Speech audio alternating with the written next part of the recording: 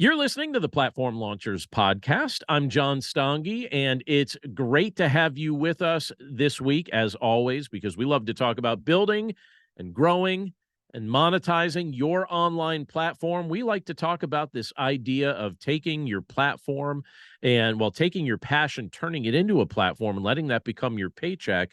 And this is something that we get really excited about here. We just had a really fun conversation with our members club. They are live on this call here with me. We've got members from all over the country, every single region of the country we have represented in our members club, and we're very excited about that. We even have people that have joined our members club from various places around the world, like Thailand and Australia and other places.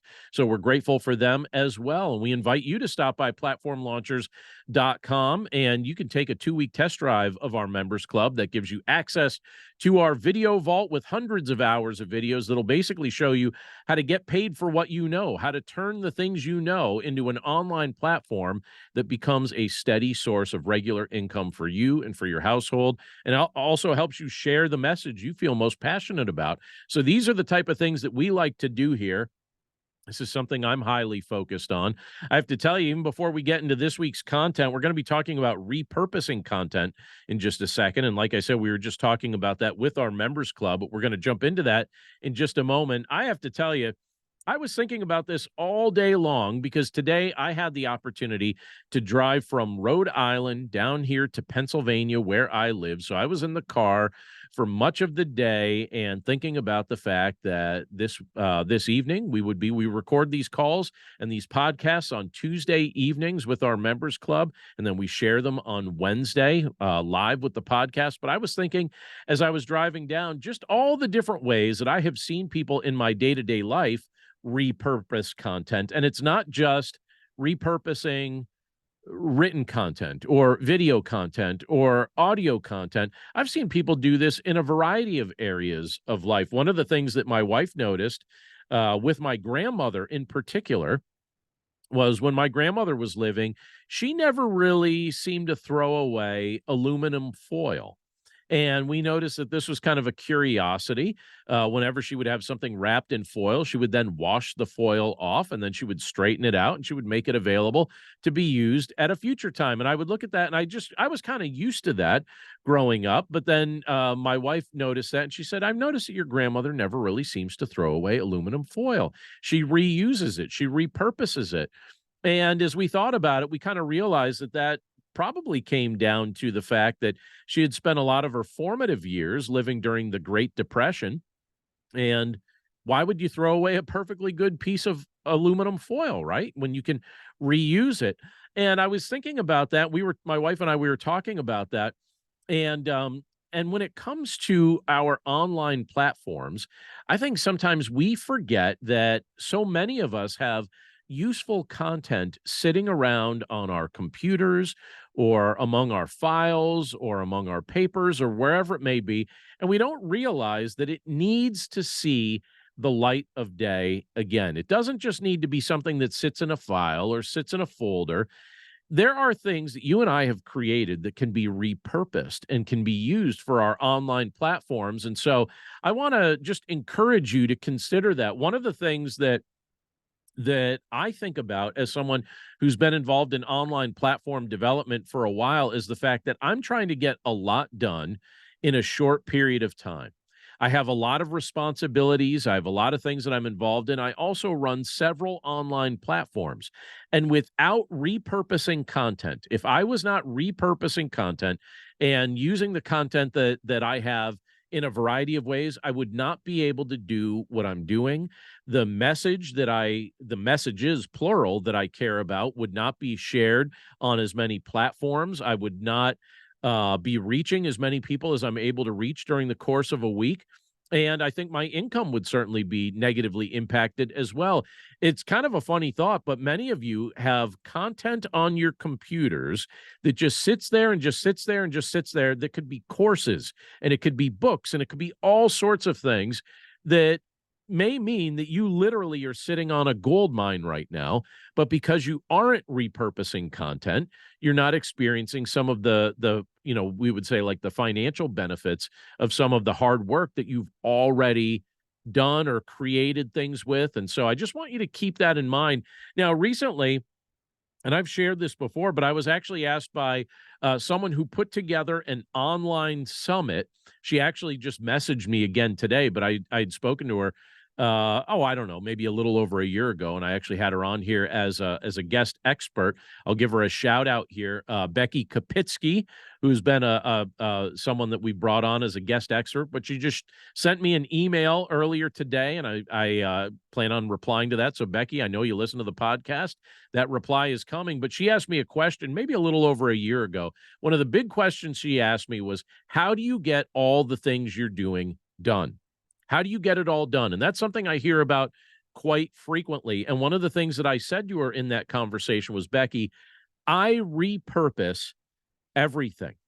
I literally repurpose everything. And I mean everything. Like when I say I repurpose everything, there aren't really anything that any category of content that I can think of that I'm not repurposing somewhere. And I've often said that I think my weekly workflow for platform launchers provides a great illustration for how this works. Now, a few weeks ago, if you were listening to the podcast, we were talking about weekly workflows. And last month, our monthly challenge for our members was to develop and improve your weekly workflow. And I just want to highlight this idea of a weekly workflow, even when we talk about repurposing content, because they all go hand in hand. Many of you know that I love leading our online community, platform launchers. And frequently people tell me things like they would like to do the same. They'd like to lead a membership community. Again, we were even just talking about this before this podcast began with our members club. But how enjoyable would leading a membership community seem to you if I told you that my responsibilities each week as the one who leads this community, that my responsibilities include hosting a live training session and writing fresh blog content and recording a podcast and creating a 60 to 90 minute members only video for our video training vault, and then also creating a 15-minute video that I share publicly on YouTube, and then writing a chapter for my next book, and then creating marketing materials to make new people aware that my membership community even exists. Would that seem easy to you, or does that sound like a whole bunch of work and certainly a lot to try and include in a single week? I think most people, when they hear that, they would think, all right, that's too much. Like that's absolutely too much.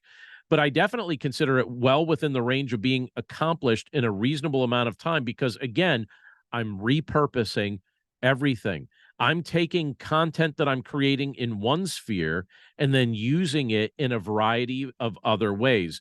And I just want to, and I've shared this before, but I want to give you an updated look at my weekly workflow, what I'm doing to actually repurpose content so that content that I'm creating isn't being wasted. And my favorite thing to do is to start with a written piece of content. One of our members, B. Andreen, which you've heard possibly on one of our calls a while ago, maybe you'll hear her voice on one of our calls here.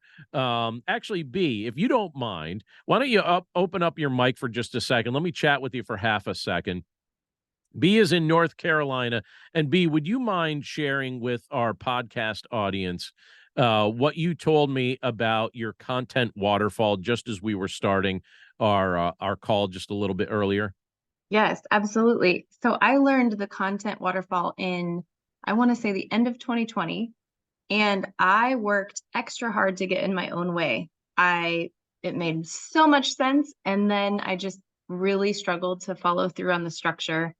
And so this week was the first week that I was able to create one piece of content and then waterfall into, I started with a blog. I waterfalled into a video style vlog and podcast recording. And from there turned it into a newsletter and some little social media blurbs. It was shocking how easy it was compared to how hard I've worked to make it difficult. So that is my positive feedback and my you need this endorsement for the content waterfall. I love it. Yeah, and the content waterfall, that's one of the lessons in our launch plan course here in Platform Launchers. So definitely check that out if you get the chance. But like B said, this week she mentioned this to us about a half hour ago before we started the podcast, that this week she started with a written piece of content, and that's one of my favorite things to do. So when I'm beginning my weekly task list for platform launchers, we'll say, now again, I'm running several different platforms the same exact way, but I like to start with writing a blog post. So I write a blog post first. And that's the very first thing that I do. I have a list of topics, so a running list of topics. I usually like to work several months ahead of time with that list of topics, but I'll keep that list of topics fresh. I base those things off of questions that have come from our members or things that I've been working on that I want to share about and discuss with our members, things that I think would be interesting and relevant for what we're doing inside platform launchers. And so I start with the written blog post. And usually people often ask me, one of the biggest questions that I get when it comes to writing blog posts, people always want to know, how long should it be?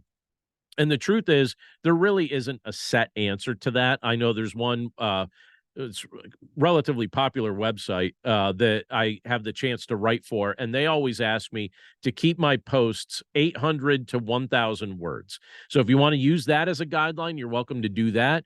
You'll notice that the blog posts that I use for platform launchers are usually a little bit longer than that. I usually aim for at least 2 pages single spaced when I'm typing up a blog post for the website.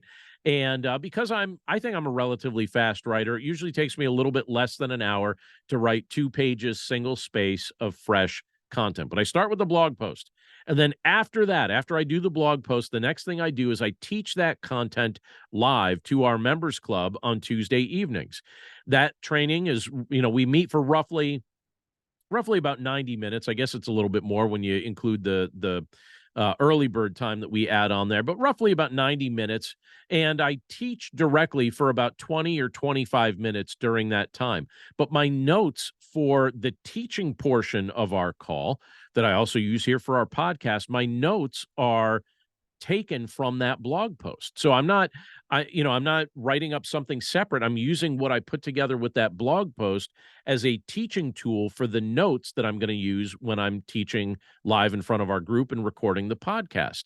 Then immediately afterward, so Tuesday evenings, picture how busy this Tuesday evening probably sounds.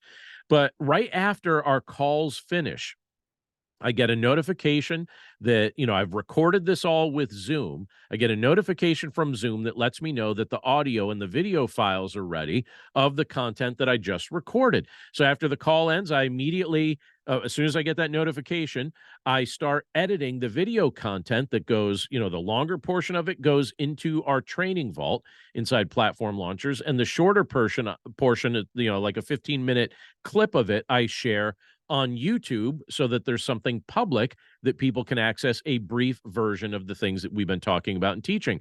Then I take the audio portion of that file and I create the blog post, or excuse me, the podcast, what you're listening to right now. This is what I create out of that. If you're listening to us via the audio podcast, it gets taken from that live call that I record in front of the group. And so I'm taking that same content, using the audio portion. It becomes the podcast. I add a little intro music and then a little bumper that you could hear at the very end of the show. But then I take 3 paragraphs from that blog post, the first 3 paragraphs, and I write up a newsletter with those. So I'm just copying and pasting those into a newsletter with a read more link that then takes people back to the blog post that's on the website. And I do that each week for platform launchers. I tend to send that out on Wednesdays most weeks. And so when people receive that, they see the first 3 paragraphs of the blog post, and then it's got a link, and they go back to the website and check it out.